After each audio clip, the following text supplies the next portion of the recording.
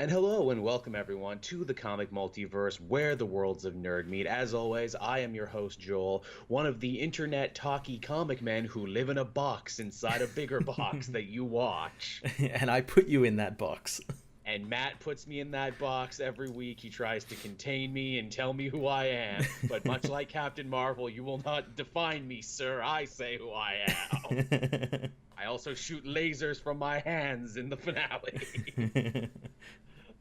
You missed it, everyone. We were just having a conversation about OBS and all the crap it takes to make this show work. And it's like, yeah, we're just putting each other in boxes every week, man. Yeah, that's all it is. Just in boxes. Just in boxes. We live in boxes. Can't get out of the box. Boxes. Can't get out of the box, out of the internet box, out of the computer screen box, maybe the phone box, depending on where you watch and or listen to us. Yes.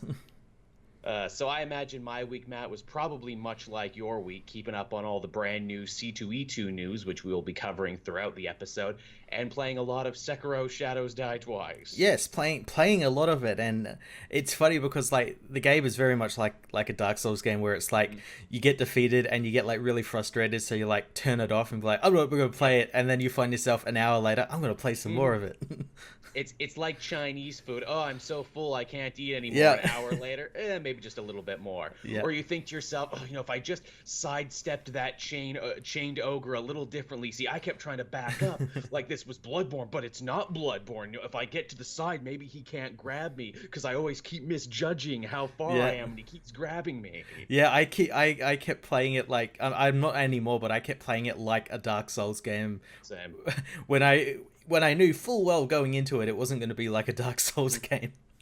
Way closer to Tenchu, which should make sense because that's literally what this game was supposed to be before it became this. Yeah.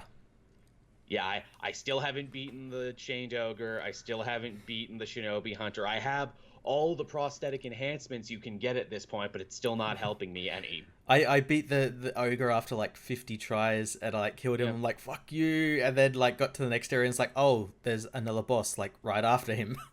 Yeah. Did you get the Shinobi Firecrackers yet? Because those are very missable. I haven't got them yet. I'm going actually back through like the areas because I just found like a new area that where a new boss with some big drunk guy and yes, Gorzo the drunk. Yeah.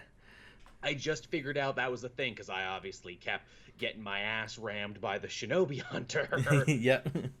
Which, that's the most annoying one because he's not giant like the ogre where it's like, well, he's got command grabs, there's nothing I could do. This guy, they're like, no, you can beat him if you master this counter.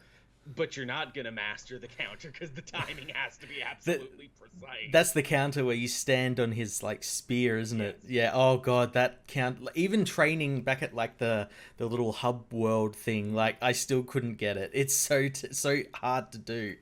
It really... I had an easier time picking up Bloodborne. I really did. Yeah, this is a pleb filter, this game. boy, is it. Everyone's like, we got too many fans now with the Dark Souls and the Demon Souls and the Bloodborne. From Software, we need to invent new kinds of sadism. Hey, what about this? How about when you die, not only do we punish you and affect your stats, but we'll actually affect the world and your chance to get subquests. How's that sound? Yeah, we'll start killing off all of the NPCs that help you. How about that? If you die too many times, how does that sound? That sounds horrifying. Yeah, we know. How about that? But yeah, Sekiro, good game. A horribly masochistic game, but good game. When you win and you feel good, you feel great. Yeah. Every other time, not so much. But yes, as I mentioned at the top of the show, C2E2 was this week in Chicago. I always want to go, but I can never ever seem to save up the money to actually go. I know people who went, and everyone seemed to have a great time. Yeah. And with the new C2E2, obviously, we get a cavalcade of comic news. Used to be we got DC and Marvel news, but this year it was only Marvel news. Yeah. I don't know why DC stepped out from it. Like, I expected them to do something. Maybe they don't want to, like, reveal what the whole year of villains is and everything yet. Right. I think it's a combination of they don't know what they're doing yet. And also, I think DC's pulling out of more and more shows recently. Like, there's another big show we talked about that they're actually not going to be coming to this year. Yeah? Yeah, I don't know if it's Emerald City or there's a big show that we normally always talk about, but they're not coming to this year. Yeah, it's strange. Yeah, again, they probably don't know because they're probably changing editors real soon again. That they got a new president, so Yeah. there's a lot of stuff happening there. Oh, they put out an actual ad on Twitter. Did you see that? We're looking for new editors. Yeah, yeah, yeah. To which, of course, all our comic book friends online that we work with are like, "All right, fine, it'll be a pay cut from you two, but I will be your editor, DC." Hey, I'd do it for free. Yeah. Well, that's an episode we got to do, Matt. If we made us editor, what would you do? Oh God, we'd need like an hour and a half show, 2 hours show for that. First things first. All right, Bendis, you can have action or you can have Superman. You can't have both. Yeah, pick one. Oh, this Batman book needs a new writer. Yeah, hey, would you like to write some Batman? All right, Tom King, I know we promised you 100 issues, but seriously, you need to tell me where you're going with this, or you have to leave. Yes, you need to write down on this piece of paper right now where you're going, and if it doesn't make sense, you're off the book. What's this? More Looney Tunes? God damn it, Tom. Oh, we'll get to that. Oh, will we ever? Don't you worry. We'll talk about that, but we have other stuff to talk about first. I guess the biggest piece of news, I was streaming when this actually happened, but the big piece of news that of course had everyone raving and talking about, it's kind of a surprise, but kind of not really, because it's something I feel like we've all been talking about for the longest time now, and that is, hey everybody, Jonathan Hickman, he's back at Marvel. He's going to be writing a brand new book. In fact, he's going to be writing 2 brand new books, and they're X-Men themed. Yeah, everyone I was talking to assumed that he'd be writing like Eternals or something like cosmic-y or something. Yeah. But yeah, I did not think we would be getting that, especially since we have like 10 X-Men books going at the moment. Yeah, and they're not going to be canceling any of these no. Hickman either. They're all going to continue, but with 2 brand new X-Men books, which, goddamn, I feel bad for Kelly Thompson and Matthew Rosenberg and everyone else who is writing, Ed Brisson, who's writing these other X-Men books, because Marvel basically just came out and said, yeah, you don't got to read theirs anymore. This is the important one. That's exactly what when I first saw that, I'm like, oh, well, none of these books are going to like matter. Like these 2 are going to be the big main ones. Fuck all the other ones. I'll just read these 2 and still get the whole story. Now, that being said, if it's going to be anything like Hickman's run on Avengers a couple years back, and I feel like it's going to be, he will have a slow burn, deliberate pace. You might very well get bored and want to go read something else, which is why I liked Uncanny Avengers so much, because it was the only Avengers book he wasn't writing. And keep in mind, he had 2 Avengers books, and eventually he had a 3rd one by the time it was all done. And of course, it was all worth it because we got Secret Wars out of it, but still. Yeah, it had a satisfying ending and everything. But yeah, I'm interested, especially because of his comments that he was talking about, where he said he was mainly a DC guy, but X-Men was like the thing he would always read from Marvel. And it's got me wondering, like, how long did it take for him to get an X-Men book? Like he's done like Avengers, Fantastic Four, all these things, but never like touched the X-Men until now. Yeah.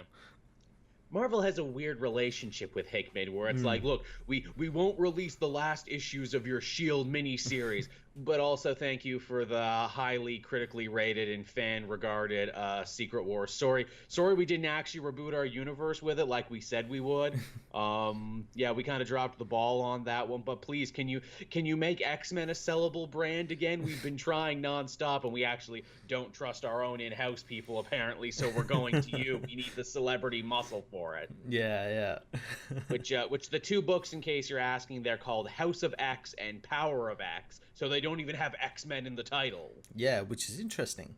Very interesting. I would love to tell you what these books are about, but I don't know. The only thing we know is we got some artwork there where it's like, hey, here's every X-Men we could think of, and like some visual Easter eggs for people who are really into this kind of thing. Yeah, we no idea what this book could be. We don't know whether it'd be spinning out of something or whether... Yeah, I have no idea. Where does it start? What is anything? I don't know. Do I have to read all the other stuff in X-Men? Because I dropped that because it was too much too fast. But God damn it, Marvel, you godfathered me. I thought I was out, but you keep pulling me back in. Will you ever let me go? Apparently not. But yeah, this this is good news. This is undeniably good news. Hickman is great. Of course, we've all been waiting to see what he was going to do next after, blowing everyone's socks off with Secret Wars. I look forward to enjoying this series, even if it does have a pace that would put most glaciers to shame. I'm sure in 3 years it will build up to something really special. Yeah, I actually like that slow build that he does. I loved like his Avengers run and everything because it was like that. And yeah, I'm really interested. Fantastic Four run. Yeah, oh yeah, that as well. I'm really excited to see what he's going to do with the X-Men. He's definitely time tested as a dude where it's like, look, this will be deliberately paced. This will be slow burn. At times you'll wonder where I'm going, but trust me, I'm actually going places with this and it will make sense. Yeah, if anything, we're going to get a story from the X-Men that finally isn't really X-Men are hated by humans and it's an allegory. They actually got to do something else, I imagine. Or X-Men fight crime, or X-Men fight the future. It does feel like Marvel only has 3 or 4 X-Men stories that they are trotting out endlessly. Like, even this Age of X-Men, it's like, oh, so you're just doing Age of Apocalypse again. Yeah, yeah. Is all you're doing, even to stop all the new X-Men books that you just came out with to all tie into this. You're doing it exactly the same. It's crazy times we live in, Matt, but we're definitely going to look at these. Yeah, definitely. No doubt about it. Speaking of weird and interesting things coming out of Marvel, not a lot of people were actually talking about this one, and it's a shame, but Death's Head is actually going to be getting a brand new miniseries from Tini Howard and Kai Zama. Do you remember who Death's Head is, Matt? I do, because he recently teamed up with Nighthawk. Yes, he did. Darkhawk, I mean.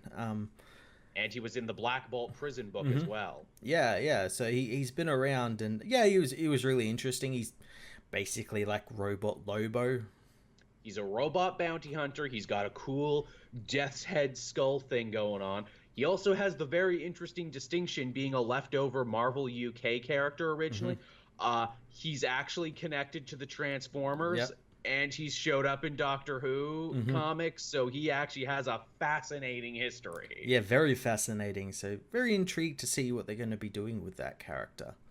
And I like that it's just a mini-series where it's like, look, we're not committed to a whole Death's Head series yet, but if you check this out, you'll probably like it. It was also said that apparently Hulkling and Wiccan are going to show up in this book, too. Cool. They've kind of been missing for a long time.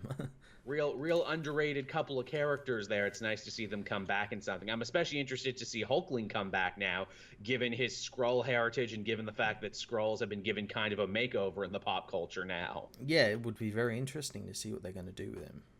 Hulkling becomes the hot new Skrull celebrity because Skrulls are cool now and in.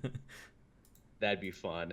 The other big piece of news, and this is probably like the second biggest to the Hickman announcement, Donny Cates finally gave a name to his brand new Spider-Man-centric, Venom-centric event that he's been cooking in the main Venom book, and it's going to be called Absolute Carnage, a reference to Maximum Carnage and all the other Carnage events of old. Yeah, and it's gonna involve everyone who has ever had a symbiote. They mean everyone. Yeah, just about everyone in the universe has had a symbiote at one time or another. And again, this ties in very heavily to what Cates has been building in the Venom book, and that is, hey, if you've had a symbiote on you, it actually takes a little piece of your genetic code. It imprints on you, you imprint on it, a la the Matrix. And if it gets back on you, the suit can actually like kind of call upon that and kind of transform into a version of that we saw when Eddie actually became Agent Venom for a second. Yeah, I really want to read it because well, you've been telling me about the book. It's been really great, and like it seems like it's pretty easy to follow, like in terms of like story and everything. So I'm considering picking it up. But when is this coming? Like, is it coming during War of the Realms? No, after that. Thank God. Thank God. No. We're not doubling up on it. Actually, hey, Venom is in an interesting place right now in the War of Realms. We'll actually talk about that when we talk about what we read this week. Yeah. And actually, that's a perfect segue too, Matt, because spinning out of War of Realms, it's also been announced that Valkyrie is going to be getting a brand new solo series. And you figure like, oh, who are they going to put on a book like this?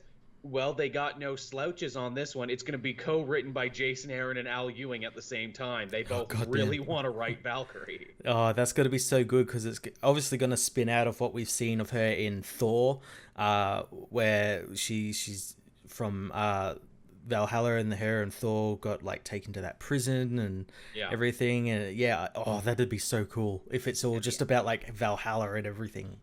And the Asgardians of the Galaxy and everything. Yeah. What's crazy about this is, again, I didn't read much of the Asgardians of the Galaxy, but it looks like someone finally remembered, oh yeah, hey, Valkyrie is actually living in the body of an archaeologist who was her lover back in Fearless Defenders. Yeah, I'm wondering like if they're actually going to do that in the book or whether, because like we got a little bit of her in Thor this week, and it didn't mention that she's like can change back into that archaeologist. So are they gonna like do that? Are they just gonna like ignore it?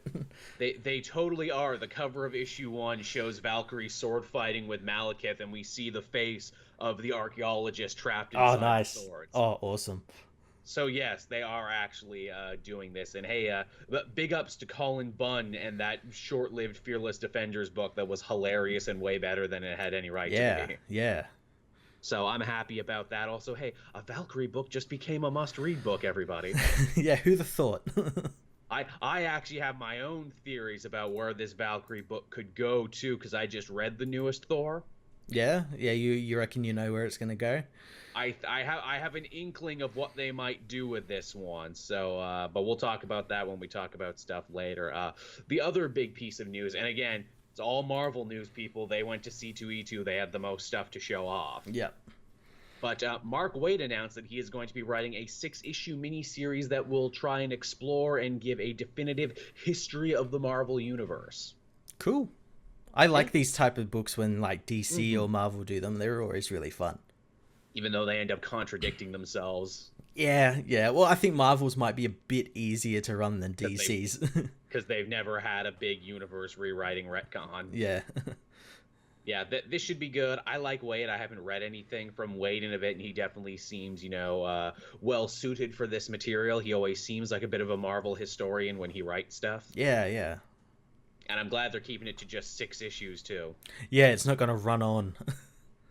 I feel too where it's like, a complete history of the Marvel Universe feels like someone has seen the numbers of videos on YouTube made by us and people like us trying to explain the history of the Marvel Universe. They want to like catch on. They do Marvel Universe explained. Yeah. Damn you, Mark Waid, stealing food from my plate. Who do you think you are, Mr. Big Shot? Are you going to take me out to dinner, Mark Waid? Well, are you? I mean, I'd be fine with that, but still.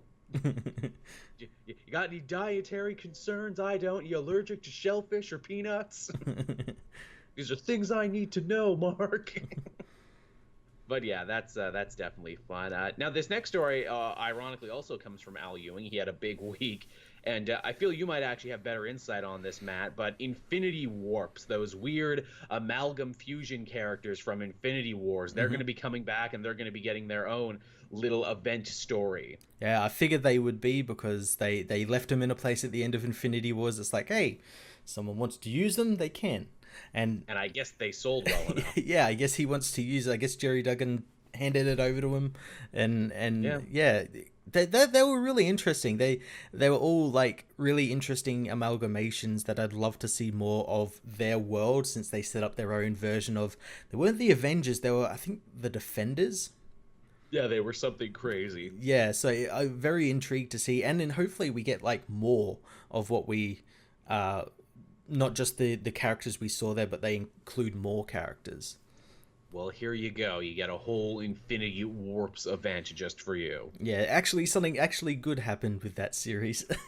Yeah, which I've already forgotten what happened in Infinity Wars. Yeah. It was fine, but like in the grand scheme of things, it didn't like matter anyway. It didn't matter at all. It felt like a stopgap event. Yeah. Fed into like the next Guardians and the Infinity Wolverine and all of this other stuff. Yeah, it just felt like they had to get everything ready for War of the Realms. Yeah. Now, the next two pieces of news here actually involve one of my favorites, Tim Seeley, and I just like to broadcast when he's doing good and got interesting projects. It's announced his next big Hack Slash crossover. Hack Slash, of course, is the horror comedy action adventure that he writes, starring Casey Hack, a very suicide girl-looking girl who fights monsters, and it's all a big meta parody of slasher movies, and it's all really good. It ran for a long time. It's a great read, especially around Halloween. The character in the series has stayed alive by doing a bunch of crossovers, so it'd be Hack Slash versus the Evil Dead, and Hack Slash versus Chucky, and Hack Slash versus Reanimator. Hilariously, they're all in continuity, which I think is really amazing. Yeah.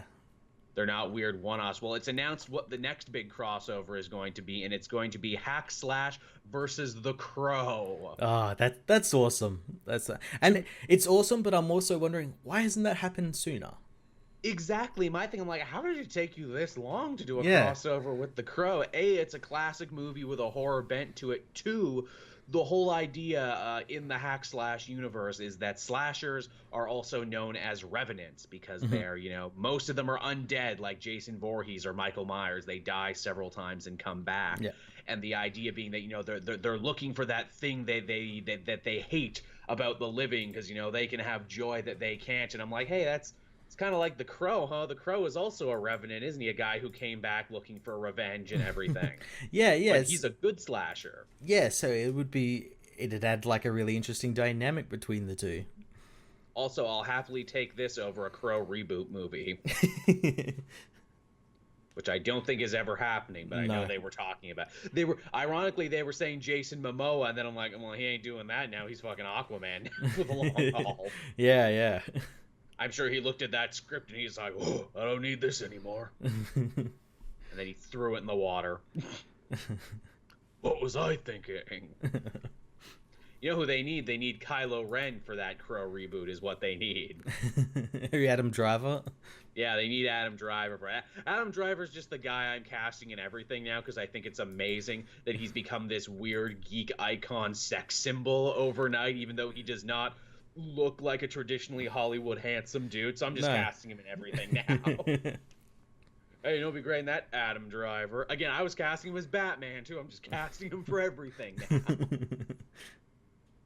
But yeah, so that's the Crow news, but that's not all the good news. Tim Seeley had a really big week. He's also been named the new editor of Heavy Metal magazine. Oh, that's awesome. I've always wanted to read heavy, I've read some of them, but I've wanted to read it a bit more regularly when it comes out, but I've just never gotten time because it's such a cool book. It's and it's niche. Yeah, and for people who don't know, that new Netflix series Love, Death and Robots is very much heavy metal. If you want to know what heavy metal is, that's what it is.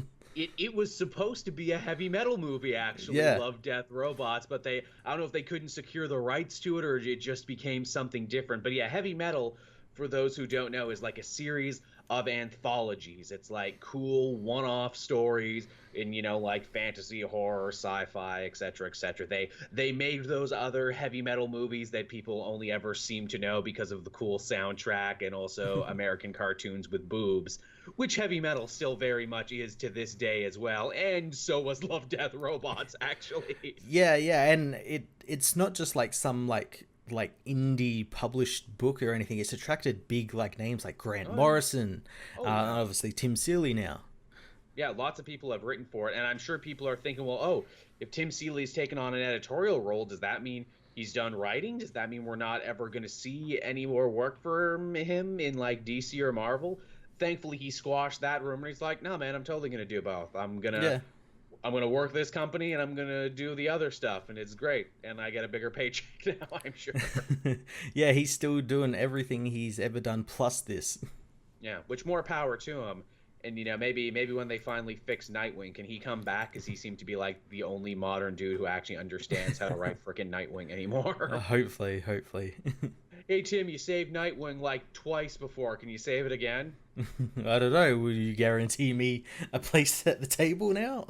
Yeah, really. Hey, remember when we made him a spy and that really should have killed him, but then you and ironically Tom King wrote him and actually wrote really good spy stories, and then you reestablished him in Bloodhaven and DC Rebirth, and then we ruined it again? Can you come fix it? Because Tom King ruined it again. Yeah, can you fix? Ironically, right? That's shit that he ruined it again. And can you come back and fix it again? It's almost like you were the thing that was holding it all together. Yeah, really. And I'm sure he'd do it too, because he seems to genuinely have a love and admiration for that character. Yeah. I mean, heck, if Greg Rucka can come back and write Wonder Woman again after all those years. And I'm not even saying Wonder Woman was ruined. I'm just saying it's like, all right, so we basically did away with everything you did. Can you come back and fix it? Yeah. And slowly put it all back again? But yeah, that was the news from this week, everyone. You know, not a bad offering. No, all really good stuff. And apparently there's more stuff coming too. Again, you know, I don't want to I don't want to burn my sources, but I have at least one person talking to me who is supposed to have a big announcement in the next little bit. It's a fan favorite of mine and of the channel, and they got something coming out in the next little bit that's going to be pretty big. Ooh. They didn't mention what company it's for. I think it's going to be from Marvel. I don't know why they didn't announce it at the show, because he said it was going to be this week, but we'll see about that. Ooh. And I can tell you that the Comic Multiverse and the Cape Joel channel will be in on the ground floor on whatever this thing is. For once, we're on the ground floor, Matt. No more sneaking in the back or through the sewers and up through the toilet. No more getting the bum's rush. Hey, you guys, get out of here.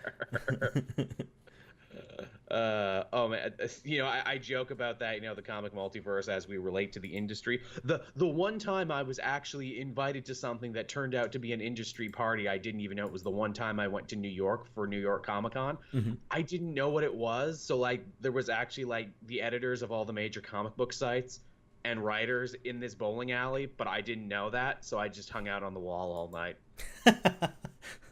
I look back on that, I'm like, man, I should have been talking to people. I should have been like, hey, Rich Johnson, you want to wrestle?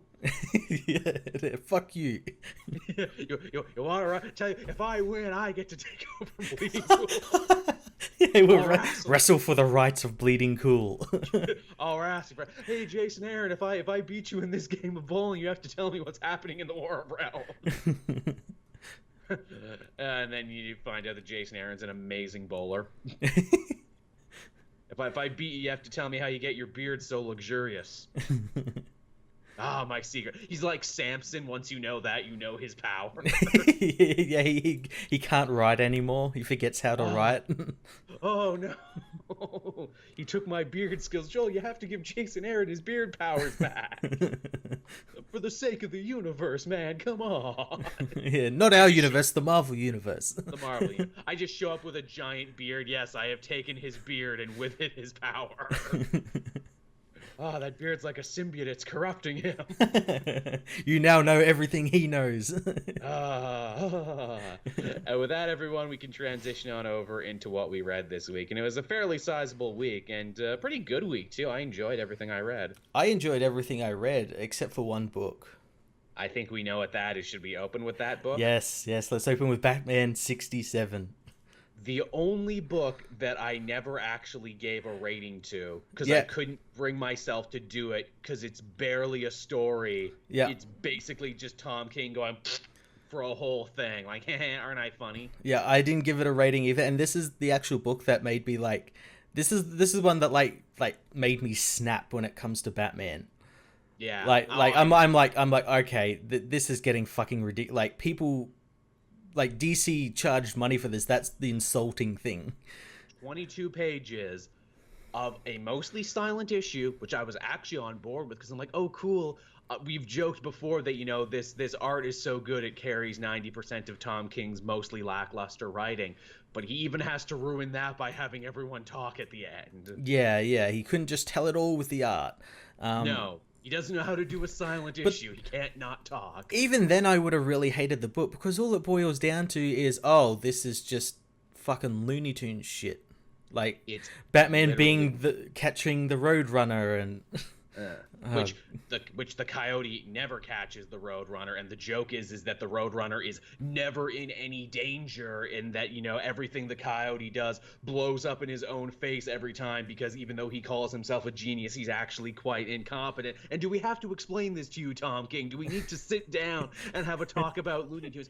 What you were thinking was Sylvester and Tweety, where Tweety makes it look like Sylvester's fucking up, but really Tweety's actually a little bit more vindictive, actually, and Tweety sometimes seems to take a weird bit of joy in hurting Sylvester. yeah. Oh, god damn. Like, he even fucks up Looney Tunes. Something children understand. But you know probably why he couldn't do Sylvester and Tweety? Why is that? Because Sylvester's a cat and Catwoman's a cat, and that would just confuse the metaphor. Oh, god. And as well, this is also a part of that nightmare story. Where the fuck does this fit in? Where the fuck does this have anything to do?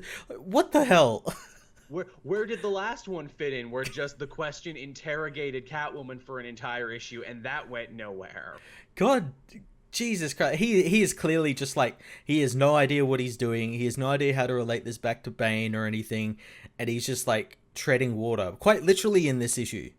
Very much. See, I think he does know. I think this is, once again, this is a return to the Tom King of the first couple arcs, where it's like, I feel like he's subtly making fun of Batman. I feel like he's taking the piss out of Batman a little bit, and I'm the only one who notices. This is, yep, it's a big joke. It's always been a joke. Beep, beep. And the good thing is, I think people are really starting to realize that. They're like, okay, this is getting old. Just get to the fucking point already. You're 67 issues in and barely anything has fucking happened. You know, some people are getting it. Some people are still vehemently defending. Oh, yeah. I had a comment, and you can find this on my channel. I did not delete it. I did not respond to this person. I did not put this person on blast on Twitter, even though I wanted to. This person's comment was verbatim. I kid you not. I didn't get the ending, but I still thought it was great. Yeah, that's like the whole like thing these people have with Tom King, like, oh, well, we have to like it because it's Batman. Like, yeah. It's a big Batman book written by Tom King. He wrote that really good Vision series, so he is obviously good. I might not understand it, but it must be good. Which, again, I didn't get it when the whole issue was a joke and a Looney Tunes reference. A very obvious one as well. A very obvious one. If you don't get that joke, A, how young are you that this Looney Tunes reference goes over your head? And B, if this is the sort of thing that Tom King thought he could write an entire story around, then geez, he really doesn't understand his audience. Yeah, this shouldn't have been like, I would not have minded if this was like an 8-page story in like Action Comics issue 1000. Like it feels like a very short story. It not one that's dedicated to a whole book, a whole issue that's meant to be part of a bigger storyline that it itself is meant to be part of a bigger storyline. It goes fucking nowhere. Also, Tom, why do you keep going back to the Looney Tunes? Well, that was like a one-off issue when everyone else was doing them. Why? Is it because people liked the Elmer Fudd one? Are you trying to recapture what people like? Because Porky's Bar came back in the annual, and then he was there again in the wedding issue because that's where they got the drunk judge to try and marry Catwoman. Why is he taking such glee in reminding us, the Looney Tunes characters exist in my universe? I think maybe it has to do with that one shot which everyone liked, and it was a good issue. Yeah. And because it was like a one shot, very small issue. And where I think he thrives. And yeah, and I think that was like the last actual thing that like everyone loved from him. Yeah. Like every of his Batman stuff. And yeah, I think he's like, or maybe if I reintroduce all this stuff that was in that book, people will like the rest of this book. But no, that's not how it works, Tom. You devoted a whole issue to a bad joke that you told poorly, and in the end did nothing to actually further this nightmare storyline or any story at all. Again, you know what it reminded me of? It was like his version of The Aristocrats, only instead of telling a really horrible, really tasteless joke, it was just like, here's a bunch of stuff that didn't matter. The Aristocrats. That's a good way to put it. Yeah. This was his version of The Aristocrats, and I'm like, well, Tom, at least I know it's all a joke to you. Yeah. This issue really did prove that like he really isn't taking this seriously, or just No. I think he's in the impression that I could write anything as long as it's got the Batman name on it and it'll sell. Which again, like in a meta sense, I almost want to be like, the balls on you, dude. Yeah. I almost respect that you're like not taking this seriously. Clearly, the editors will just let you print whatever you want. That's the most like insulting thing, that like the editors read this and thought this is fit to like charge people money for. Yeah, but Tom, you haven't actually, advanced the story at all in like 4 issues. I'll get to it. Don't worry. You'll Yeah. just say like Bane did it all or something. Yeah. But I make a beep beep joke. Isn't that funny? Not as funny as you think it is. No. Not as funny as you think it is at all. So that's Tom King's Batman, everyone. Be sure to meet us back again when we talk about the next Heroes in Crisis. Oh, that's next week. Oh, god damn it. Is that actually? And when you say next week, again, we put this out on Wednesday. Yeah, so is that today? Yeah, so today. So you'll probably be like seeing my review for this when this is up as well, of me probably exclaiming how terrible it is. So we'll probably be mad again. or maybe it'll be magical. I don't know. Maybe it'll finally be the one to put it all right. Even then I'd still be mad. I'm like, really? It took you what issue is it on? 7, 8? Something like that. Yeah. Has anyone made the comparison yet to Tom King and the dude who wrote Neon Genesis Evangelion? Because I feel they deal with a lot of the same themes of depression, and at the same time too, it's like, well, I don't have an end to this story, but let's keep on drilling down, everyone. Maybe we'll break through to the other side, but also maybe we won't.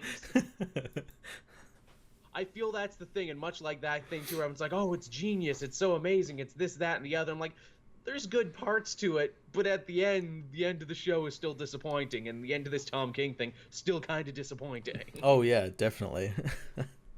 Batman is Shinji. He basically is a whiny, petulant child who refuses to grow up and has metric tons of issues with women. Oh my god. Oh my god. Oh my god. No, Tom, no.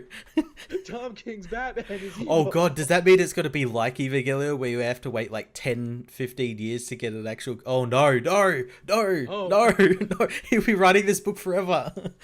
No, Matt, this is comic books. This isn't manga. Someone will pull the plug on this at some point. Well, you would hope. I would have thought someone would have done it by now, by saying like, oh, we'll just take him to like issue 80. That's it. Well, apparently no one else in the comic industry has any ideas for Batman, so he gets 100 issues. God damn it. Hey, maybe that new president, maybe the new editor will step in and be like, no. Maybe someone with some sense. There has to have been someone that said, hey, this isn't very good. Yeah. You know what they need? I would be totally fine with, again, we mentioned Tim Seeley and how the two actually worked together and did a lot of good stuff on Grayson. What they need to do is be like, all right, Tom, so from here on out, from issue 70 to beyond, Tim is going to be here with you, and he's going to help you out, and he's going to babysit you and make sure you don't shit the bed any more than you've already shit. Yeah, it'd be like Bendis and David F. Walker on Naomi, where that book is like leagues ahead of everything else he's writing, because obviously he's got a co-writer there with him. Some writers are just collaborative. Some people help. Heck, this show, the Comic Multiverse, is collaborative. You've seen me streaming on my own, just talking into the void. I need Matt here to bounce off of. Don't we know though that like King isn't that collaborative? Didn't he have like some artist that like got taken off the book by him or something because he didn't want to do something? Or I remember we did a story about that. There was like some artist who wanted to do like the art for the book, and he got taken off it by someone on like because they didn't gel well together or something. Is that King or was that someone else? I'm fairly certain it was a Batman. I'm fairly certain it was a Batman book. Maybe. No, he doesn't seem that collaborative. He seems, the fact that no other writer references what's going on in his run means to tell me that that's a bit of a two-way street as well. Yeah. Alrighty then, so that's that story. What else did we have this week? Ooh, we had probably my favorite thing this week, and that was Spider-Man Life Story. Yeah, this was really cool. Again, everyone said this was going to be really good. Everyone had high hopes for this in Chip Zdarsky, and I'm glad to say everyone was right for once. The general consensus was correct, and this one is the tits. This one is the dog's balls. This is great. It's great, and I just love the premise that they're doing the Spider-Man story in real time. So it starts from when like that first issue of Amazing Fantasy with Spider-Man came out in the 60s, and going from there up until I imagine like now. Yeah, that's a really clever premise, and it's one that Zdarsky handles really, really well because again, it's 1966. What was happening in America there? What do we build this story around? Vietnam. How did Vietnam impact Spider-Man and his family of characters? And the answer is in ways you wouldn't expect. Yeah, Peter thinks that like he should join up with the army because like people like Captain America and Iron Man are doing it, and he's got powers too, so he could probably go over and help. And we get stuff with like the Green Goblin, which was really cool. Probably the best the Green Goblin's looked in a while. Oh yeah, like classic Green Goblin. Very much so. They tell a very interesting story where it's like, Peter Parker is a hip young guy from that era, and he's like, well, yeah, I could probably help people with my powers. What that would mean giving up my secret identity. Is that really worth it? And also, like most young people, I don't believe in this war. I don't think this is good, which is really big to have a hero straight up say, no, I don't think America's always right. I don't think this war is good. And of course the one villain in the story, Norman Osborn's like, Vietnam is great and will always be beloved by America, trust me. Everyone will love this war. It's gotta go through the roof of the ratings. Yeah. It will not be a controversial war at all. And even to have Zdarsky write Captain America too, and have Captain America be like, I don't know, man. People are giving it to me from all sides. I don't know what I should do. I think I need to go to Vietnam, if only to decide for myself what's going on. Then I'm like, that's a really great way to write Captain America, to be like, look, I'm not going to be influenced by either side of this argument. I'm going to go myself and see how fucked up it is. And then on top of that, the little bits we get of Iron Man, he's like all for the war, because of course, like 1960s Tony Stark would be. Oh, yeah. And I'm wondering, like, is he like secretly building up to like a Cap versus Iron Man sort of civil war sort of thing? And the ending of this book kind of implies that as well. Well, yeah, I mean, that would be interesting that's like the B plot, because again, once we get to the more modern era, what was the most, modernish thing in Spider-Man in like the early to late 2000s? And I'm like, well, we had Desert Storm 2, and in the comics, Desert Storm 2 was characterized by civil war and heroes taking sides, and Spider-Man revealed his identity during that time. So yeah, that's a pretty good place for a finale. Yeah, that's really interesting. Yeah, there's a lot. And even on our way to there, too, they've already said, oh, yeah, we're going to get Kraven's Last Hunt, and we're going to get the Clone Conspiracy, or the original Clone Saga. It's all going to be in there, man. Yeah, it's an awesome book. Awesome book. Very. All the Spider-Man books are really awesome at the moment. Indeed they are. I would argue there's too many to read, but I've read most of them, and they've all been really good. Yeah, they've got a nice eclectic bunch of writers on them. Very much so. Very, very much so. But this I said on Twitter, and a lot of people agree. This is to Spider-Man what Superman American Alien was to Superman. Yeah, like that one-off series that's kind of like a defining story for a generation, I guess you would say.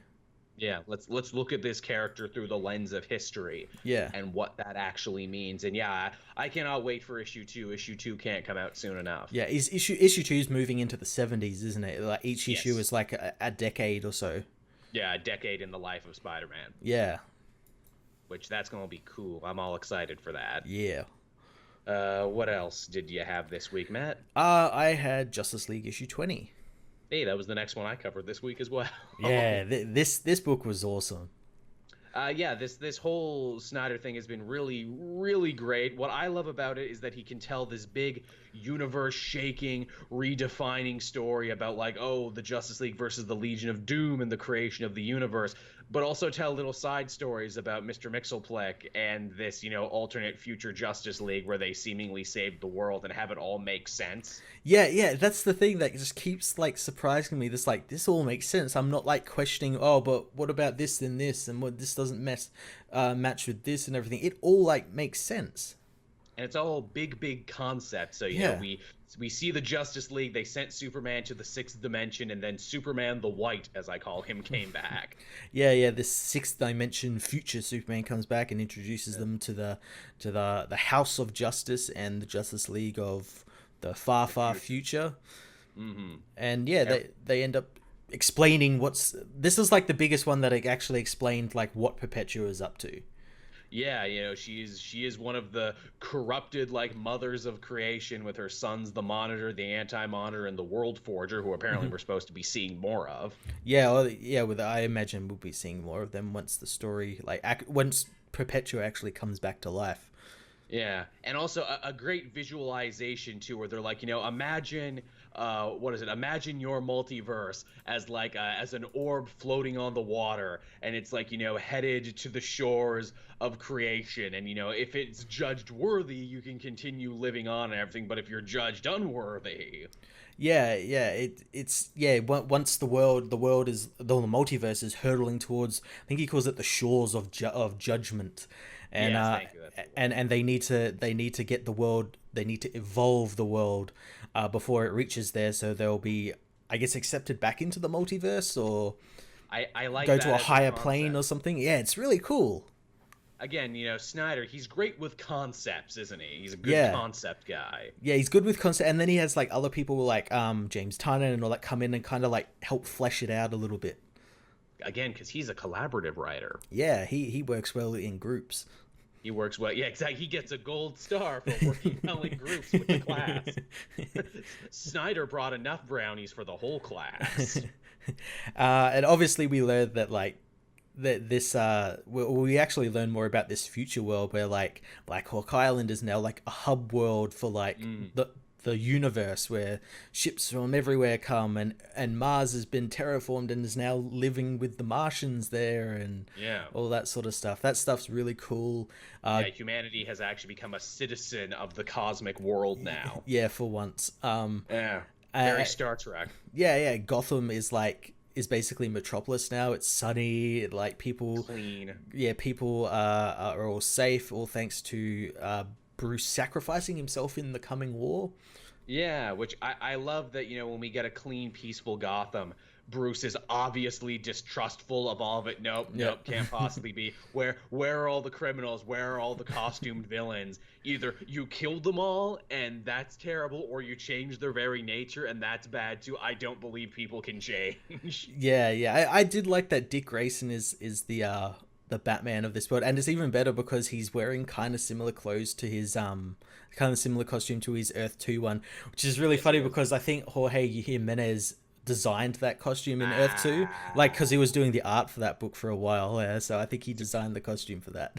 It's a good looking costume. He's got kind of like the red bat thing going on and a big flowing like almost duster cape thing going on. Looks a bit more like a bat.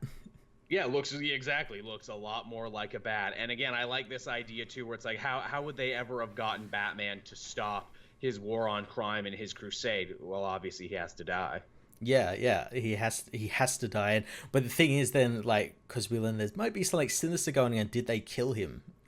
Yeah, because isn't there always something sinister? Again, we've seen this in Injustice. We've seen this in A Better World in Justice League, the animated series. We've seen stories like this, but I like that Snyder puts a little twist on it to be like, no, this world really is perfect, but you're probably not going to like how they got there. Yeah, they went to extreme lengths to get there. And yeah, we learn a bit more about that from Martian Manhunter and Hawkgirl's kid, whose name's Shane or something. Yeah, he's a super empath. Yeah, so he knows what's going on. I did like that little part with Flash. Which Flash is that? That future, is it Barry? It's Barry, isn't it? That's all the Flashes, apparently, because we see Wally and Jay radiating in and out. I guess the idea is in that the future, Barry masters the Speed Force so much that three Flashes can exist simultaneously within one physical form. Well, they talk about that because they talk about during the war he like collapsed hypertime or something. Because he mastered the slow force too, so he's the master of the speed and the slow. Yeah, and that in turn allows them to control the time stream. So like time travel is now like safe and everything. They can't, it means there's no flashpoints happening or anything. That's pretty cool. And Jon Stewart is the White Lantern, which means he's mastered all the emotional spectrum power. So again, it's like, oh, so you're gods now. You're all super gods, is what you're saying. Yeah. I did like that little part where like he's the one sort of responsible for rebuilding the multiverse, and it would make sense because he was an architect before he was a soldier and everything. I thought that was pretty cool. I like that they mention that. They even give Wonder Woman something fun to do. Who she's old now, which a lot of people question. Well, how can she be old if she's a demigod? Do they age at all? What's up with that? It's the same thing as like Kingdom Come, where it's like in the future, and they need to look old. They need to show you that they got old. I like that she and the Amazons, including some new characters who they've recruited to be Amazons, are working on a universal language, and I'm like, that's great. Why aren't more people working on universal languages? And that fits so well with Wonder Woman, spirit of truth. If we're going to spread truth to the universe, we need to be able to understand each other first, yeah? Yeah, and they've also opened Themyscira up to the world, whereas like it doesn't have that shroud over it anymore. People can just come and learn there, whereas before, I think she mentioned it was devoted to like protecting the truth. Now it's devoted to like sharing it and everything, which is cool. It's awesome. Yeah. Hey, where's Aquaman? Oh, we bombed Atlantis. Yeah, we had to bomb those goddamn Atlanteans. Those goddamn heathen fish people. After the third drowned Earth, it was just too much. It was just too much for like just wipe it off the map. Obviously, the reason they don't have Aquaman here is because Aquaman is an amnesiac in his own book and doing his own thing. Although in the solicitations, apparently he rejoins the team by June. So cool. Yeah.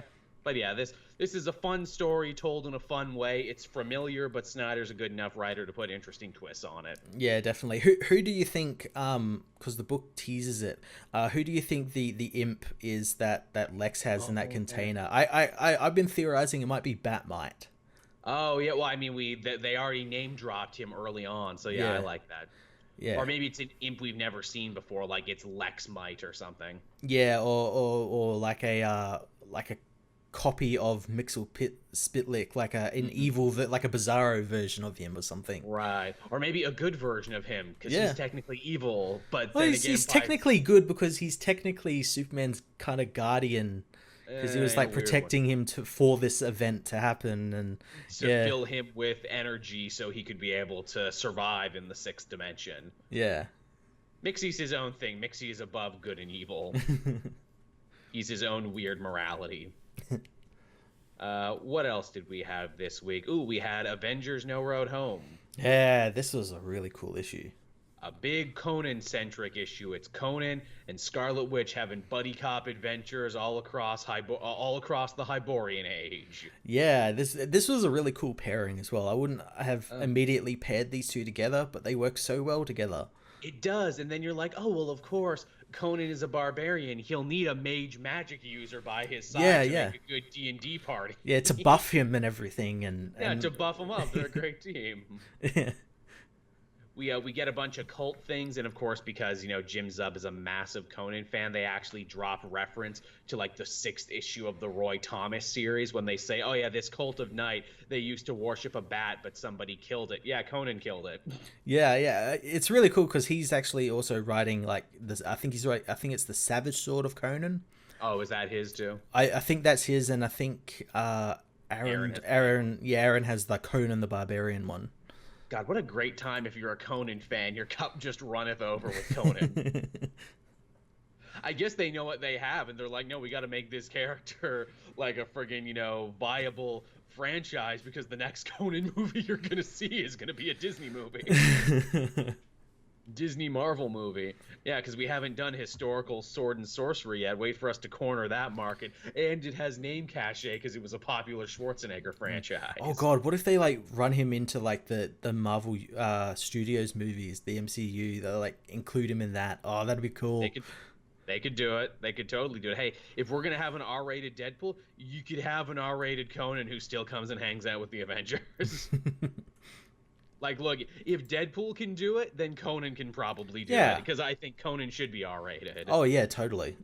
He's a hedonistic barbarian. Scarlet Witch even says, I don't know if I like this guy. He's an amoral thug. Yeah, he's like eating horses, and he vaguely implied that I might have to sell my body to get a horse. Yeah, which I'm like, at least they're keeping that alive. Conan is the atypical anti-hero. You're not supposed to like him all the time.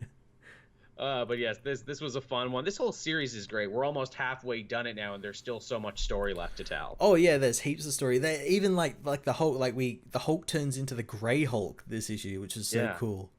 See, you call him Grey Hulk. I called him the Night Hulk, enemy of the day Hulk, champion of the sun, master of karate, and friendship. Oh no, not friendship. No, not that at all. But seriously, he becomes the Night Hulk. Rocket and Hawkeye are like, hey, you gonna give that shard of night back now that we have it? No, I think not. My powers are tied to night now because I'm basically a werewolf. Yeah, I also love that, like, with that, they also tease, like, a possible Conan versus Hulk fight because he thinks because he gets a vision of the Hulk and he thinks the Hulk is like one of Crom's dooms. Oh, he has to be a creation of Crom. He's nothing but violence and fighting. Yeah. And I'm like, oh, that's the next miniseries right there, Conan versus Hulk, because we've already had Conan versus Wolverine 100 times. We've already had Wolverine versus Hulk 100 times. Let's do Conan versus Hulk. Yeah, I do hope that Conan does come into like the Marvel universe proper with this book. He is, because he's going to be on the Savage Avengers. That's true. But like I'm hoping that like that's not the series where he comes in. I hope he actually comes in here with Scarlet Witch, comes back and joins the Avengers and everything. Oh, I'm sure that's he so will. Cool. But again, I'm sure the Avengers are going to be like, we can't keep this guy around. Again, he eats horse meat and punches camels. Hey, if they can have Blade on their team. Yeah, but Blade kills vampires. He's very good at a specific thing. Conan, it's like, look, you can join the Avengers, but you got to put some pants on. No dice. We'll make you a tactical loincloth. Screw you guys. I'm starting my own Avengers team with Venom and hookers. Brother Voodoo can come too, I guess. Because again, I need a mage. I need someone to buff me. Brother Voodoo, you'll do. But yeah, this series is great. Continues to be great. One of the best things Marvel's putting out right now. And this is honestly, between this and No Surrender, this has the makings of an amazing trilogy in it. Oh yeah, I imagine we're going to get like another one. I'd love the third one to be like cosmic teams. Well, the first one was kind of cosmic because we fought the Grand Master and the Maestro and everything. This is sword and sorcery. I think the next one needs to be horror, actually. Ooh, horror. Or street level heroes. That would be really good. I like that. Yeah, like your Daredevils and your Luke Cages and stuff like that. Avengers not safe in these streets, or no, it needs a no in it because we had No Surrender, No Road Home. We need another no title. No. No Rest for the Wicked. Avengers, no Moss. No Moss. Just no. Latino heroes. Just Avengers, just no. Avengers, no. Again, in the comment section down below, give us your best no titles for the third Avengers installment, and we'll read the best ones off next week. Avengers, no shirt, no shoes, no service. Just all the shirtless heroes. Avengers, no Pepsi Coke. It's just about the soda wars. It's like that Twitter thing there when they kept asking companies to take sides in comics. Well, which do you prefer? Yeah, that's what Jonathan Hickman is building up to in House of X and Power of X. Exactly. The soda wars. The soda wars and all the fast food mascots will be revealed to be X-Men. Ronald McDonald, X-Men. Wendy, X-Men. Colonel Sanders, also an X-Men. They all have powers. They'll all form their own team to battle hunger. Is what they'll do. I'll join that team. Oh man, I had a double bacon king burger. It's like the first time I've been to a Burger King in forever, because you can't find them anymore because they're hard to find. Mm-hmm. Man, this was an actually pretty solid fast food bacon cheeseburger. You know why? Why? Because they cut the bacon into small pieces and then put it on your burger so the bacon isn't falling out the side when you try and eat it. Oh, that's game changing. That's legit. And it's Burger King who did. I'm like, why is Burger King not getting respect for this? I know they're always they're kind of like the slow brother of the fast food game. Like whenever Burger King shows up, I made chicken fries. Oh, you sure did, Burger King. That's great. You're doing great. Do you want one of my nuggets? They're not very good, but you could have 10 for like $1.99. That's like an amazing deal if you're stoned or a parent who doesn't want to cook dinner. You should really get these. Well, do you have sauces? We sure do. We have we have Burger King here, but it's called something different. Here it's called Hungry Jack's. That's right. And it's not exactly the same, but like to me it's like the superior fast food because it's the burgers are so good and everything about it is just so much better than like your McDonald's or your KFC or anything.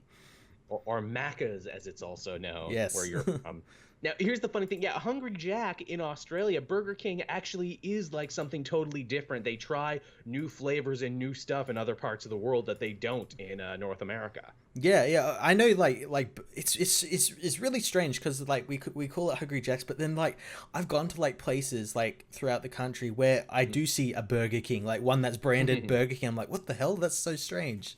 That's nuts. It's like Pizza Hut in China is actually like a fancy restaurant. Yeah. Because again, they're like, it's Chinese public. They just know that Pizza Hut is an American chain. We can put whatever we want in here. No one can stop us. Or like Pizza Hut in the Middle East is even nuttier, where it's like, yeah, have hot dogs in your pizza crust. Have tiny cheeseburgers in your pizza crust.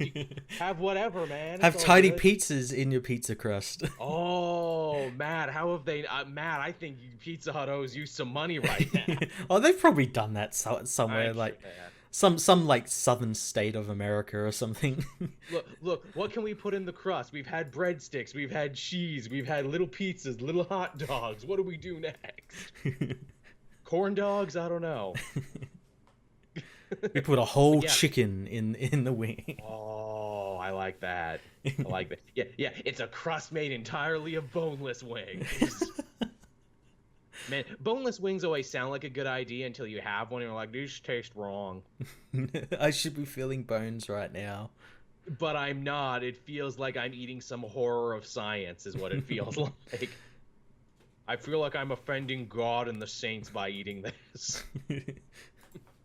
But yo, comics, so what else do we have? Well, staying with Avengers, we had Avengers issue 17. I've not read this yet, but do tell. Oh, this was like the big twist-filled ending for the Vampire Civil War. Well, the ending for now. Right, they're coming back to this. Yeah, so the Avengers end up fighting like the Legion and the Shadow Colonel, who has taken out the Winter Guard since I don't know whether he actually killed them. He looked like he killed like most of them. Oh, really? They seemed like they were going to be big recurring characters. Holy shit. I know you didn't kill Ursa Major, because they actually have a panel talking about, like, we should maybe, like, turn this bear into, like, a vampire. And the Colonel's like, no, let's not do that. Let's turn, like, Red Widow. But he doesn't end up turning her because she makes a deal with him for Dracula. Which hilariously in the last issue she made a big point of like Red Widow does not make deals. Yeah. Oh, she did it because like she was the last one left alive and wanted to escape. Dracula, meanwhile, has given up all the information and he has been sentenced to live out in peace. Do you know where they sent him? Oh, where do they send him? They sent him to the Chernobyl exclusion zone. Friggin' Russia. Yeah, it's like that's his kingdom now. He's allowed to wander free. Yeah. And the Avengers end up fighting the Shadow Colonel and all that, and Blade actually has a really brutal fight with him, with like cuts off his legs and arms, and he steals the boy thing from him. And the boy thing didn't particularly like being with the Shadow Colonel, so he's more than happy to go with Blade. And he gives Blade like these cool like big like wooden like stakes on his arms and stuff to like fight the Shadow Colonel, who gets beaten and Blade actually kills him. We learn who was under the mask. Well, I'm gonna get to that. He actually kills him despite Black Panther telling him not to, and it kind of puts his place in the Avengers in jeopardy, which we don't really find out like exactly what the ramifications of that were, since he's still technically a team member by the issue's end. And that's an odd hill for T'Challa to die on. Don't you kill the undead vampire. Yeah. He's already dead. I'm technically re-killing him. Yeah, it's like you're talking to Blade. He's not going to listen to you. His name is Blade the Vampire Hunter. It's in his friggin' name. What did you expect? The Legionnaire actually end up escaping with his body, and every one of them get away except for Sarge the dog, who is defeated by Thorgy. Nice callback, Jason Aaron. They take him and they try and interrogate what the vampires were up to, and we actually learn Shadow Colonel was working for Dracula. Oh. And we learn this because the Shadow Colonel is Dracula's son. Oh, shit. I'm not even going to try and pronounce his name because it's one of those weird ones with an X in the front. And and we learned that like this was all part of like Dracula's game. He was playing the Avengers against each other, against like the Winter Guard, and Russia against America, all to get his own kingdom of the vampires, which he now has, thanks to them dumping him in Chernobyl. Wow, what a clever plot. Points to you, Dracula. You're actually a worthwhile villain now with a good plan. Yeah, and he's no longer like an old man. Like, he's still pretty old, but like he's like stronger now, because once he got into the zone, he like started like eating like irradiated crows and everything, getting his strength back and everything. Yeah, that was really cool, and that's like the ending of this story for now, because I think next issue goes and they end up fighting I think they're actually fighting the Squadron Supreme. Oh yeah, we set them up, didn't we? They're fighting the Squadron Supreme, and they're fighting them in DC. Oh damn! And I'm sure we'll get to see what finally happened with Coulson now. Yeah. I just love that they're fighting like the Justice League analog in DC. That's fun. That's really fun. Well, that sounds like a great story. That sounds. It's like I'm so gonna good. Enjoy that. It's so awesome. Yeah, I wasn't crazy about that last issue. I'm glad they stuck the landing so hard. Yeah. Oh, I did not see any of that coming. That's pretty wicked. That's pretty solid. I guess from the ground Avengers team to the space Avengers team, we had Guardians this week as well. I haven't read this yet. Tell me what it was like. Ironically, we actually spend very little time with Quill's team. We spend time with Star Fox's team, who the the opening page refers to now as the Dark Guardians. Yeah, I figured that they would be called something like that. They don't actually get called that in the story, but the solicitations call them the Dark Guardians. Yeah. And Donny Cates actually starts playing some really interesting connecting in this issue. It's obviously Star Fox and his people are all after Richard Rider because they know he was in love with Gamora, so he knows where she'll be hiding. They try and beat the information out of him, and obviously he won't give her up. And one of the guys helping out Star Fox on his team is Wraith, that weird kind of like goth-looking cowboy dude. Yeah, I know Wraith. Yeah, and Wraith tries to reason with Nova by saying, hey man, you're a really respected dude, I really look up to what you did during the Annihilation War. So again, hey, we're dropping reference to Annihilation. Nice. He's like, fact is, I don't even like Star Fox, I don't even like these guys, I'm only hanging out with them because Star Fox said that if I helped him in this situation, he would give me information on Null, as in the evil god of the symbiotes that Donny Cates invented for Venom. Tying it all together. So Wraith is somehow connected to the god of the symbiotes. We don't know how yet or in what capacity, but again, he has a very symbiote-looking suit with the black and the white. So yeah, okay, cool. Yeah, Nova manages to give them the slip, and that's really bad for them, but Quill is just drinking himself to death right now. He doesn't want to get involved. He feels like no matter what he does, he's going to hurt a friend. And Groot finally has enough of his shit, and Groot's like, you know what, man, if you don't want to do anything, if you just want to stay in your room, I am relieving you of captainship. I am now the new captain of the Rider and the new leader of the Guardians. I like New Groot.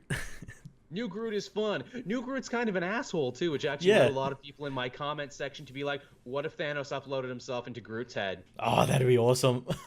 What if that's why he's acting differently? And I'm like, that's a pretty good theory, actually. Or what if he's in Star-Lord's head and that's why he's all depressed? Yeah, it could be literally anyone.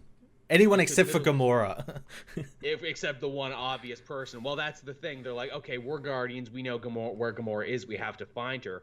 She's on Half-World, and she's on Half-World because she's going after Rocket Raccoon, wherever he's hid out. Yeah, which I guess makes this take place before No Road Home. Assumedly. Yeah, because since he's on Earth, and yeah, or somewhere in between. Again, No Road Home could end, and then he's like, all right, I'm going to Half-World now. Yeah, or maybe he's not even on Half-World, or he was at one point. Yeah, that's the thing. Which also led me to think, oh man, wouldn't it be hilarious if Gamora's going after Rocket because Thanos actually uploaded himself into Rocket's head? That'd be pretty cool. It's the last person anyone would think Thanos is Rocket. But yeah, good mystery story, good action, just, good in general, and also lots of really nice connective tissue to other stuff Donny Cates is working on. Awesome. That's cool. I love it when writers do that. It's really nice. He's definitely building a hell of a little side universe to himself. Yeah, that's so cool. So I have like 2 more. How about you? Yeah, I've probably got about 2 more as well. All right, would you like to go next? Yeah, I had Naomi issue 3. Oh yes, how's this shaping up? You've been enjoying this one. This was like the big reveal that like Bendis and like the solicitations said it was a reveal that will shock the multiverse. It really doesn't. But it's a good reveal though. So we learn like where Naomi comes from, or at least like where the people around her come from. So she was questioning that mechanic D, since she found a photo of him in his younger years with a woman that strikingly looked like her. Right. We learned that he isn't actually human. We learned that he's actually Thanagarian. Oh, he's a hawk. Yeah, and he doesn't have his wings anymore. He was like part of a spec ops team with this woman who he loved, and they went on missions, and they went on a mission and they actually got stranded on Gemworld. And oh shit! They found a Gemworld coming back again. Yeah, they found a portal to Earth, but in the transition, she was killed. So Dee was left alone on Earth, and we actually learned that Naomi's parents, or at least her father, is Rainian. And we don't know whether like she is or like where she exactly fits into this, because she's adopted by them.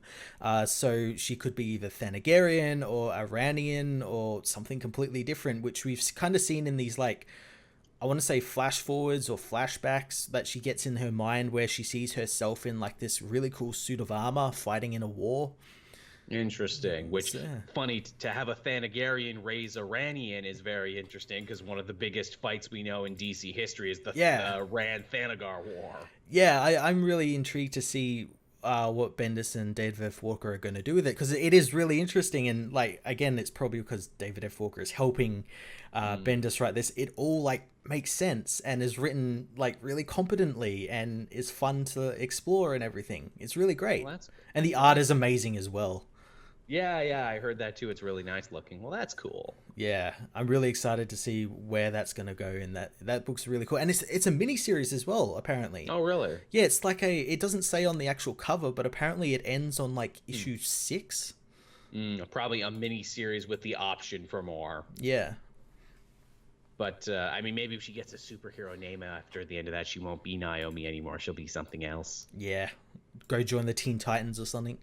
Exactly. Well, no, don't go join the Teen Titans. They suck right now. Probably go join Young Justice, because that's what Bendis is writing. Yeah, that's true. But what else did we have? I actually had Venom from Donny Cates this week as well. Oh, nice. This one was a lot less actual, like less stuff happened, but it was all fairly interesting, and again, builds up to his own story and also builds up to what Venom is going to be doing during the War of Realms. Mm-hmm. So Eddie found out that the symbiote has been lying to him and implanting ideas in his head and entire fake relationships that didn't exist. And he's mad about this, and he doesn't care, so he's like, all right, Maker, evil Reed Richards from the Ultimate Universe, get this damn thing off me, even if it kills both of us. And the Maker's like, yeah, all right. I didn't care if it killed you anyway from the start, so like I was going to do it anyway. And the symbiote leaves him, and the symbiote actually goes to punish Eddie's father for all the abuse that he inflicted on his son, essentially saying, you turned him into the monster he was, but the big difference between you and Eddie is Eddie doesn't pretend to be something he's not. Ah, nice. And, the dad actually opens up a little bit there and says, Eddie, you weren't always a problem child. You were good once. You went to church. You helped people. Do you still believe in God, Eddie? And Eddie has the best line ever. He's like, yeah, I met God. He's an asshole.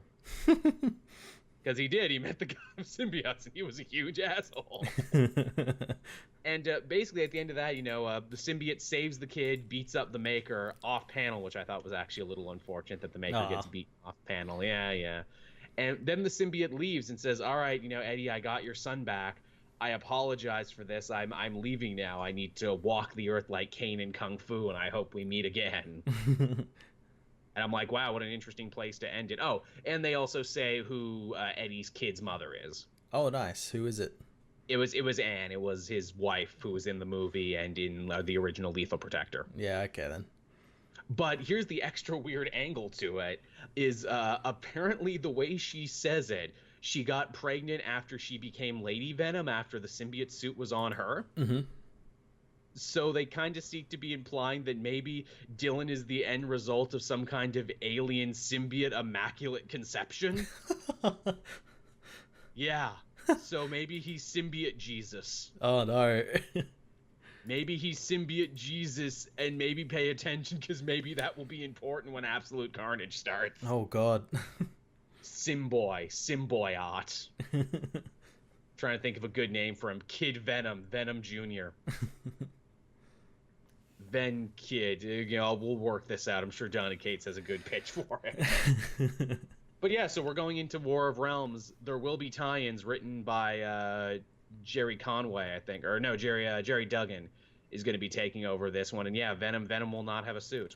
Yeah, I was like looking over like all of like the tie-ins, and like, I really want to get like the most out of the story, so I read all the tie-ins. Oh my god, there are so many tie-ins. Basically every book. I think Captain America isn't getting one, but by and large every other book is getting a tie-in. Yeah, Jesus. Plus a ton of new miniseries, which, hey, I'm glad they're going whole hog on this one. We haven't had an event this big since Secret War, since it touched everything. Yeah, I'm glad it's like an actual big event that looks to be affecting everything. Again, that's next month, so you and I are going to have to pick a day where we're going to have a big, in case you missed it, here's everything that happened in the 5 years of Jason Aaron's Thor book. Oh, God. Here's the thing, it's like a lot happened, but it's ultimately very simple. Yo, Malekith broke out of jail. He's a fucking dick.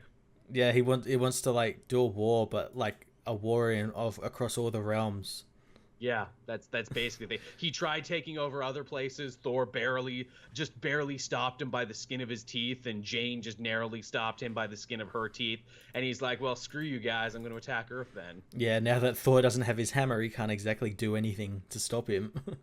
Actually, hey, that ties in quite nicely to the last book I read this week, which was Thor. Yeah, that was a good book. It was. Thor digging around in the sun, being like, I have to find Mjolnir. I know there's got to be a piece of Mjolnir in here somewhere. I'm so scared that I won't be able to defeat this threat if I don't have Mjolnir. And his mom's like, look, it's the same lesson you always learn. The hammer doesn't make you. You make the hammer, etc., etc. Yeah, basically, Odin's like talk from like Thor Ragnarok. You're not the god of hammers, you're the god of thunder. Mm-hmm. And you're my son, and I love you. And also, hey, I'm your mom, and I can use a hammer. Look at this. Yeah, I'll tell you about this, but after the War of Realms. After the War of Realms, I'm like, that's a pretty big thing. Like, yeah, look at me, I can do the hammer. And Thor 2 parting the sea with 2 hammers at once. That was pretty cool. Like death metal Moses. Let my people go, or I'll fucking kill you. Yeah, I love his line there as well. This way to life. Yeah, that's really good. That's a tattoo right there. This way to life. Also, Volstagg, the War Thor, wakes up again. Yeah, and he's ranting about the War of the Realms, wanting a hammer and everything. Saying he left his on Asgard before Asgard was destroyed. Mm-hmm. Jane hears that around the same time. She's also told that her cancer is officially in remission. Yeah, which maybe we might be getting her back as Thor?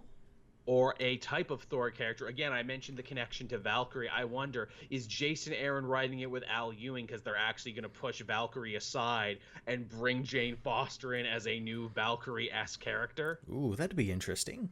Because I'm like, why does Aaron care about this story? He didn't care about Asgardians of the Galaxy. Why is he taking such an interest in this one? Interesting. Or just have her be a new character. Hey, no one's using Thunderstrike right now. Let her be Thunderstrike. Yeah. Oh, isn't he on Asgardians of the Galaxy? Oh, shit, he is. Well, no, his kid is. Is his kid going by Thunderstrike? I think so. Right. It's not the original Thunderstrike. It's his nerdy kid, and that's the joke. Yeah. Yeah. Either way, I think we're going to see more of Jane, because clearly Jane as a superhero sold pretty well and showed that it had some legs. So don't be shocked if we see her in something. Yeah, I imagine we will. Yeah, but that's really cool. Cool build up for it. And at the end of that story, they seek to imply we might be seeing the return of Mjolnir again. Yeah, it's like a little tree thing crawling out of the sun. Little tree growing out of the sun. I don't know what it means, but are they gonna like do something where like, oh, the sun becomes the new like world tree or something? Mm. Or are we gonna do something like from the movie where it's like, oh, and Thor takes the wood from the old Mjolnir and uses it to create a new one, and it looks like the thing from the movie. I could see them do that. Yeah, they make like Stormbreaker or something, or like a version of Stormbreaker. That'd be pretty interesting. Right, for the comics, and be like, hey, it looks like his thing from the movie. Yeah, I'd have no reason to complain, because you know eventually it would just go back to looking like the old Mjolnir anyway. Yeah. I mean, heck, in Avengers, he's thrown around that gold hammer that they've given no explanation for. I'm assuming it's just one of the many generic ones he has. Yeah. But yeah, so that was everything I read this week. Yeah, the last book I read was Wonder Twins issue 2. Oh, is it still as funny? This issue is so damn good.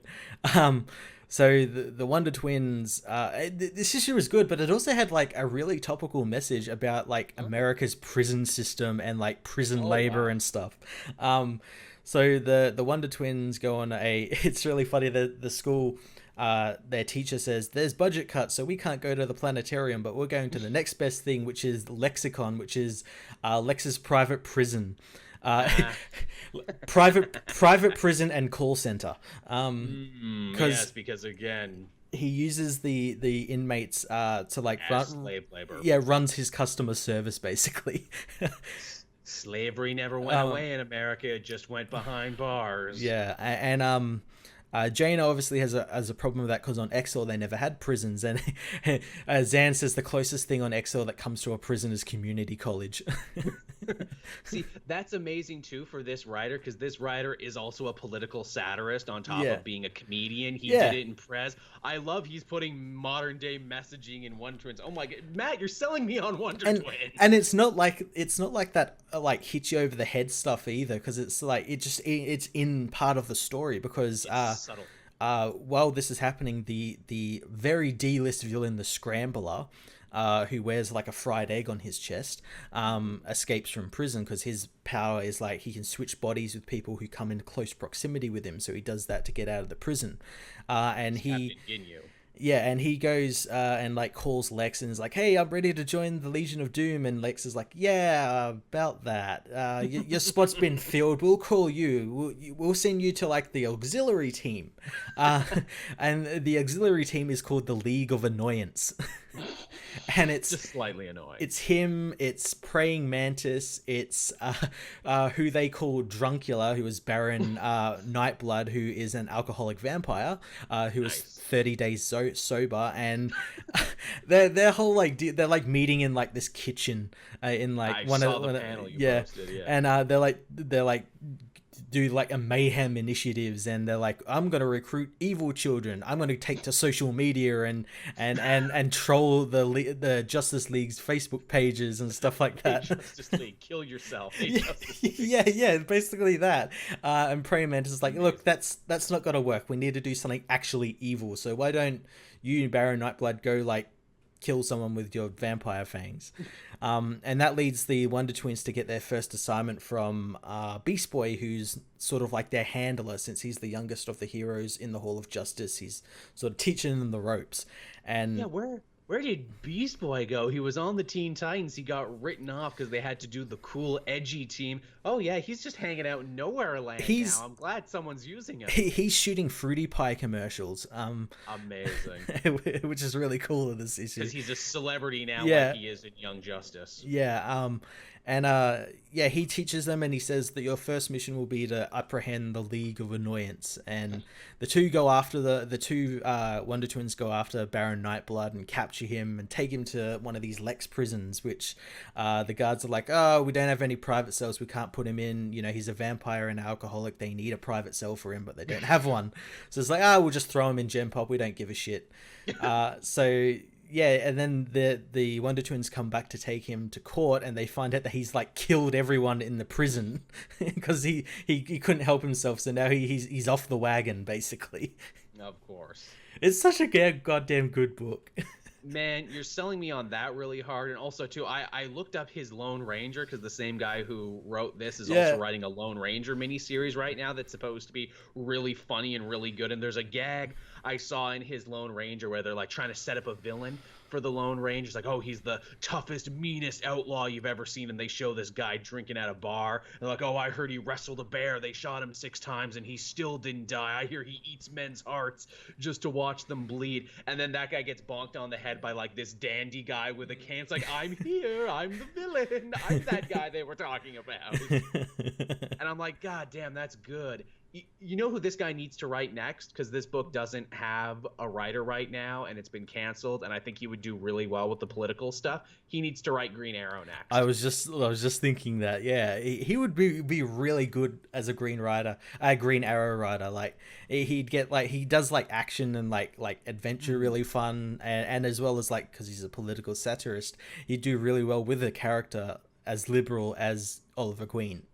That's our pitch. This guy needs to write that. Also, too, hey, maybe we'll get a continuation of Prez in that. Maybe Ollie will go to that weird future and we'll see how Prez ended. All right, Matt, you win. I'll read Wonder Twins now. It's a damn good book. It sounds hilarious. It sounds like everything I like. Yeah, it's you don't go there if you're expecting like some intricate plot that connects it to like all the rest of the thing. It's just a damn good time. It's a comedy because, of course, Wonder Twins needs to be a comedy. Yeah. It couldn't be anything else. Yeah, or remember that one time they tried to do him seriously? Oh, yeah. I didn't like that. No. No, not as good. So, yeah, is that it, Matt? Is that everything for this week? Have we done a show? Yeah, we had done a show. We have done a Wonder Shows, and it's been very good. We hope you like it. Be sure to like, subscribe, favorite, do all that other social media jazz. Also, will this show be up by the 30th? I'm not sure. The 30th is next Saturday. Hey, everyone, I'll be sure to put the link down in the description. But if you want a cool shirt off of TeePublic, they're having a great sale right now. If you use the promo code CapeJoel30, you'll get 30% off your next purchase. And also, I've changed the link down in the description. It now takes you to the brand new storefront where you can not only get a bunch of great comic multiverse designs, but you can get really great designs curated by me that I would wear myself, done by other people. If you buy one of them, they get some money, I get some money. It's a great profit sharing thing we got going on. Awesome. Yeah. That's kind of a sponsorship, but not really. But there you go. Anything else coming up, Matt, that we want to talk about? I'm sure everyone knows that obviously Detective Comics issue 1000 is coming out this week. So we'll definitely be talking that over the next week. I was going to have something planned for it. Like I was going to do like a big video on Batman, but like I just haven't found the time to do it yet. I feel you, man. I totally feel you. Keep your eyes peeled for con-going season around July. I'm in the process right now of maybe getting a guest spot at a place in Vancouver very soon. So if you're in the Vancouver area or adjacent, keep July 6th weekend open because I'm trying to get a guest thing there, and I'm probably, if it goes through, I'll have a panel and I'll have a table and I'll have all sorts of other things. So definitely come out. I'm trying to recruit other people too, so I don't have to go alone. I'd ask you, but I know that's a pretty long ass way for you to come just for a week. I gotta do that though. We gotta like have like a big stream fundraiser to either get you to Canada or to get me to Australia, so we can try and do something in the same room for once. Yeah, that'd be really cool. I mean, we've known each other for like what, 5-6 years? Yeah. Never done anything like that? No, yeah, that'd be really awesome. That would be nice. Maybe I'll make that a coffee stretch goal at some point, considering our fans on coffee are so goddamn generous. But yes, thank you everyone for watching and listening. We hope you enjoyed it. As always, if you're a patron, you'll get to listen to this first before anyone else. You can become a patron for as little as $1 a month. I saw some more people become new patrons. Thank you. Always appreciated. You know who we are. Awesome. Yeah. And that's just about it, everyone. Thank you so much for listening. I've been Joel. I'm Matt. And we'll be back again next week with even more comic multiverse goodness. So, bye-bye. Bye.